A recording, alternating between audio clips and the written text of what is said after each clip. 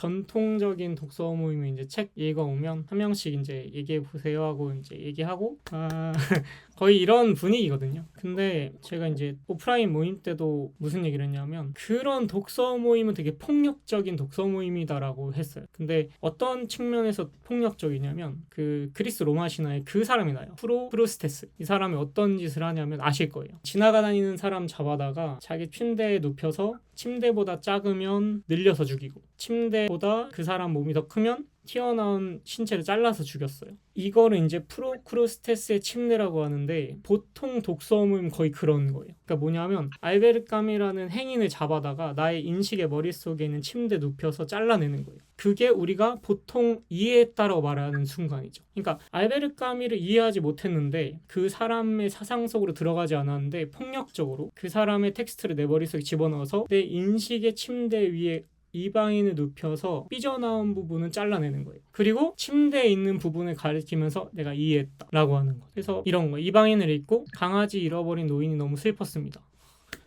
저는 그걸 읽지 못했는 너무 이게 프로크루스테스의 침대인 거죠. 이거는 폭력적인 독서예요. 근데 이런 독서가 잘못됐냐? 니체도 그걸 맞다고 봤어요. 니체가 선악의 저편에서 힘의 의지라는 거를 설명할 때 책이 있는 행위도 빌레조 마크트라예요. 아까 제가 말씀드린 것처럼 지나다니는 알베르 까미를 잡아서 내 머릿속에 눕혀서 잘라내는 행위, 그게 힘의 의지다 이렇게 표현해요. 이러면서 이해했다 하면서 힘이 증가 느낌을 받는 거예요. 책 이해하면 약간 고양되잖아요. 근데 보통 우리의 독서가 그런 거죠. 저도 책을 처음 읽을 땐 그랬어요. 근데 제가 제안하는 독서 모임은 뭐냐면 능동적인 게 아니라 수동적이 되자는 거죠. 그러니까 나의 인식의 칼로 알베르 까미 이방인의 사지를 잘라내는 게 아니라 알베르 까미라는 칼로 나에게 상처를 입히자는 거죠. 전 이게 제독의 과정이라고 생각해요. 그러니까 내가 폭력적으로 어떤 책을 내 머릿속에 끌어와서 잘라내는 게 아니라 오히려 그 책에 담긴 칼이 나를 찌르게 하자는 거죠. 그 굉장히 수동적인 거고 철학자들이 이거를 얘기 많이 하는데 여성적인 독서예요. 그러니까 우리가 이해했다라는 거 폭력이에요 사실. 그리고 보통의 독서 모임의 형태는 이 폭력적인 독서 모임인 거죠. 우리가 알베르 까미로부터 상처받는 게 아니라 내가 알베르 까미를 재단하는 거예요. 그리고 그거를 정당화하는 거죠.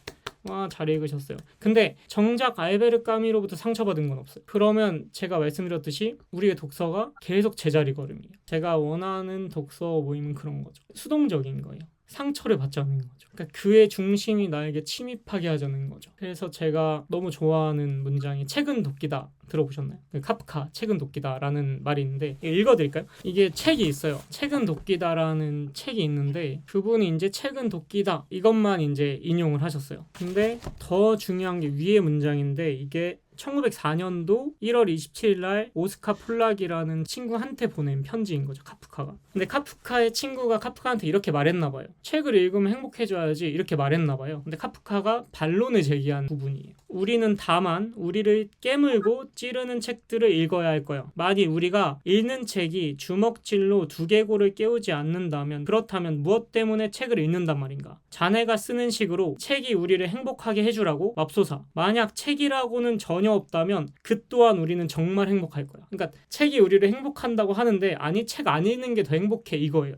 그렇지만 우리가 필요로 하는 것은 우리에게 매우 고통을 주는 재앙 같은 우리가 우리 자신보다 더 사랑했던 누군가의 죽음 같은 모든 사람들로부터 멀리 숲속으로 추방된 것 같은 자살 같은 느낌을 주는 그런 책들이지. 책이란 우리 내면에 존재하는 얼어붙은 바다를 깨는 도끼여야 해. 나는 그렇게 생각해. 이게 전문이에요. 그러면 카프카의 독서는 매우 수동적인 독서였던 거예요. 자기를 찌르게 자기의 신체를 내어주는 독서였던 거예요. 자신의 중심을 포기하는 독서인 거예요. 그러니까 알베르 까미를 나의 인식의 침대 위에 놓여서 알베르 까미를 재단하는 독서가 아니라 알베르 까미라는 논리의 칼이라는 그것으로부터 내가 상처를 받게 마침내 뭐예요? 피를 흘리게요. 그게 카프카의 독서였어요. 그게 중심을 넘어가는 독서였어요. 니체가 자라투스트라에서 그런 말 하거든요. 중심은 어디에나 있다. 사실 여기 계신 모든 분들의 중심은 정해져 있고 지평선이라는 것도 여러분의 중심으로부터 결정이 되잖아요. 다 지평이 다르죠.